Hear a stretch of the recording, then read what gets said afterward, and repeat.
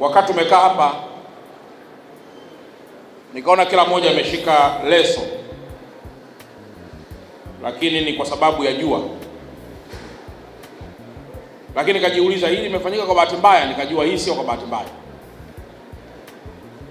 Maana yake ni nini? Na hapa viongozi mnisikilize vizuri, na hasa viongozi wa dini na viongozi wa serikali. Kuna wakati viongozi wa serikali mnaweza mkawa juani au kivulini wakati wananchi wako juani. Hii is a good testimony, ni kiashiria kizuri cha kiongozi ukiwa juani, wananchi wako kivulini. Sasa ukiigeuza kiongozi ukiwa kivulini, wananchi wako juani, wanakusikiliza, alafu umefika kwa kuchelewa, jua linawaka, mateso yake yanakuwa ni makubwa. Kwa mimi kwangu hili tunaita somo angavu, is a transferable lesson, kwamba viongozi wa serikali tujitahidi sasa kujiadjust wenyewe, na hasa pale kwa kauli ile mbiu kwamba mwananchi akiwa juani, wewe ukiwa kivulini, basi the vice versa ndio hii hapa. Ndio hii hapa sasa. Lakini jambo la pili nikajiuliza, imekuja kwa bahati mbaya? Nikaona pia hapana, kwa sababu aliyeandaa shughuli hii ni wakala wa vipimo, very likely pia yuko kwenye kipimo cha kuangalia namna gani kiongozi anaweza kuhimili jua ambalo linawaka sasa. Kwa hiyo nakushukuru sana pia kwa jaribio hilo. Lakini jambo la tatu, kwa viongozi wa serikali ni muhimu wakati wote kuwa imara, kwa sababu unapoingia kwenye kujaribiwa kama hapa, kama afya yako haiko sawa sawa, unaweza kukuta umezimia hapa, ikawa ni kipimo kwamba hauko imara. Kwa bado hiyo tunawashukuru kwa majaribio haya na hatujawadondosha. Sijui kama kanitawala.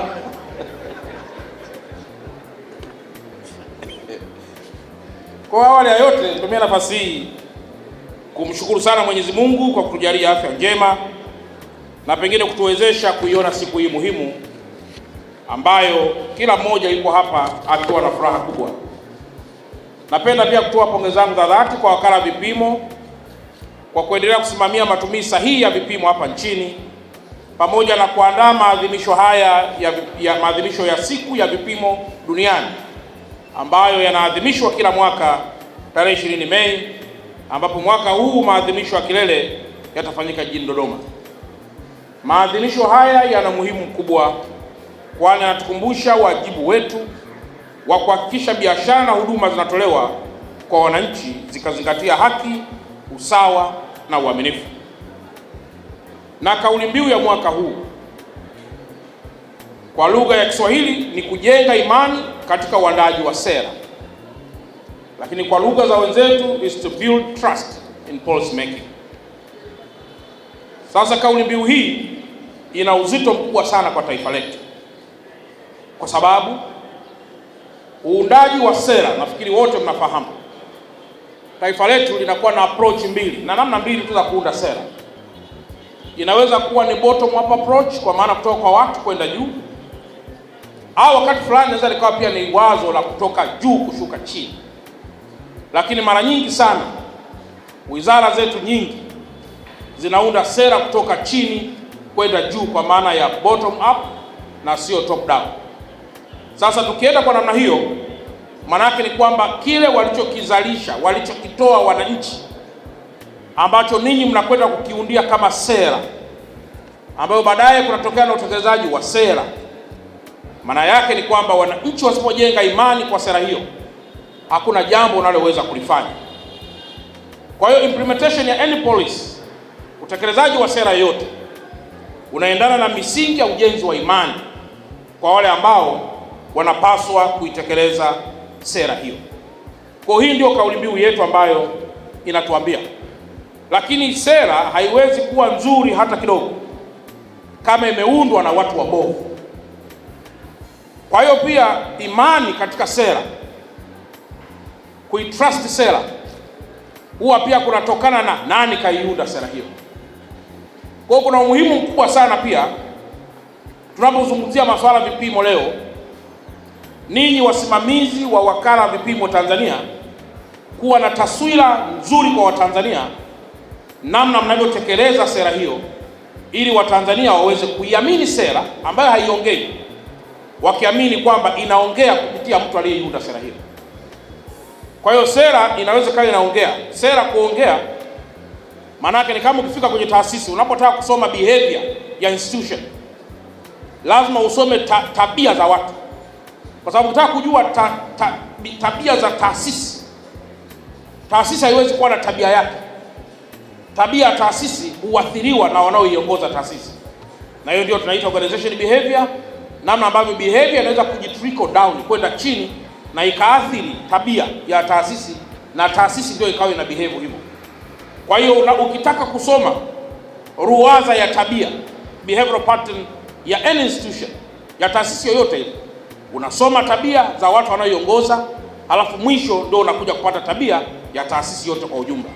Sasa hapo ndipo kama kuna kazi imetangazwa, in case kama kuna vacancy ya kazi katika taasisi hiyo, halafu kazi imetangazwa, ile kazi imeonyeshwa pale, kumekuwa kuna job description imekuwa described, manake yote kabla hajaomba anaangalia kama na fit, if is eligible, kama na fit vizuri, lakini kama na fit kwa meritocracy, kwa maana ya vyeti alivyonavyo na kila kitu, lakini mwisho anakuja kuangalia, je, naweza nikafiti kufanya kazi kwenye taasisi yenye tabia hii? Kwa hiyo ile behavior ya taasisi nayo inakuja kukusaidia kuwa ni kiashiria cha wewe kujiunga kufanya kazi kwenye taasisi hiyo. Kwa tunapozungumzia kuitrust au kutrust policy, kwanza lazima kutokana na kutrust mtu ambaye ameiunda sera hiyo inayotokana na maisha yake ya kila siku, ili sisi tuweze kuelewa kwamba mtu huyu ni mtu sahihi katika taifa letu. Mwananchi anapokwenda sokoni kununua mchele, sukari au maharage au matunda, anatarajia kupata kiwango halisi cha bidhaa alicholipia. Lakini sasa hivi bado kuna wizi ambao unafanyika.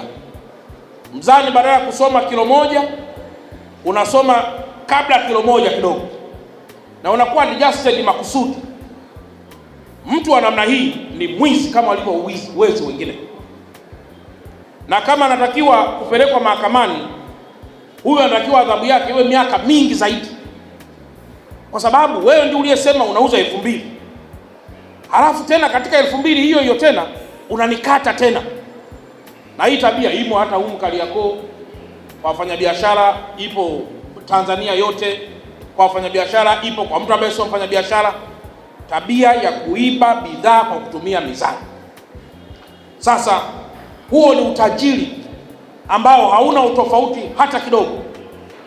Narudia tena, juzi mmesikia taarifa aliyoitoa Sakapu Mlilo ambaye ni ZPC wa kanda maalum ya Dar es Salaam kuhusiana na kijana wetu ambaye alitoweka, anaitwa Bwana Temba, ambaye alikuwa anasoma IFM. Mmeona kitu ambacho kimefanyika. Wale jamaa zetu wamemkamata kijana, wamemchinja, wakaona haitoshi, wakatoa vitu vya ndani kwamba vitawasaidia mambo ya figo, maini. Wakaona haiwezekani, wakakata kichwa, wakagawana kwamba ukiwa na kichwa hiki wewe utakuwa tajiri. Ukiona mwanadamu umefikia hatua hiyo ya kudhani kwamba utajiri ni mpaka umwage damu ya mtu, wewe ni shetani uliokithiri. Sasa hiyo ndio tabia tulionayo.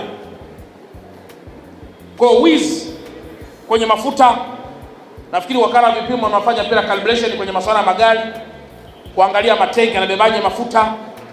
Mnafanya vipimo hivyo kwenye matipa, mnakwenda vipimo hivyo kwenye mizani ya kawaida na kadhalika na kadhalika. Unaambiwa bwana, hii ni kilo kadhaa, hizi ni zinabeba cubic meter kadhaa, lakini at the end unakuta hakuna cubic meter zile.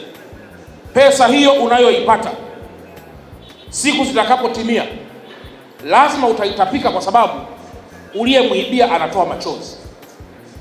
Ukikuta mtu wa chini anaanza kulia, a normal person is crying, anarusha machozi yake chini, alafu wewe na familia yako mnafarijika, mnafurahi kwamba mnakuwa, utakuja kupigwa na kansa ambayo hujawahi kuielewa, utapigwa na stroke ambayo hujawahi kuielewa, utapigwa na homa ya ini ambayo hujawahi kuielewa, kwa sababu ya utapeli wa kuzitaka fedha zisizo za kwako. Kwa hiyo nitumie fursa hii kuwakumbusha tena kwa msingi mkuu wa kuhakikisha kuwa vipimo nchini vinatokana na maandiko. Pia vipimo nchini ni jambo la msingi, na shehe wetu mwenye pingu amezungumza hapa, lakini pamoja pia na askofu wetu Siso naye amezungumza.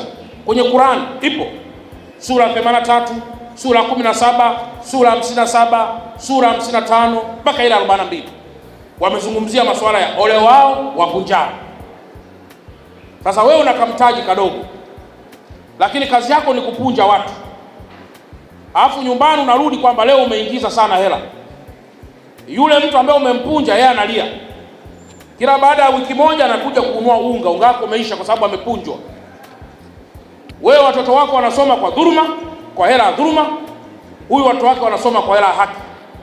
Mwisho vitoto vyako vikipata division 0 form 4 unaanza kusema watoto wangu mtu anawaloga.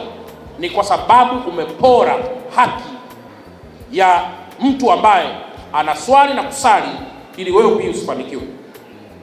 Kwa hiyo inasisitiza pimeni kwa mizani zilizo sawa, anasisitiza msidhulumu katika mizani. Lakini hata katika maandiko matakatifu ya Biblia, katika kitabu cha Amos, Mithali, pamoja na vitabu vingine vyote kama Walawi, amezungumzia pia mizani na vipimo vya haki, unyoofu katika biashara. Mizani ya hadaa ni chukizo kwa Bwana, bali vipimo vilivyo sawasawa humpendeza yeye.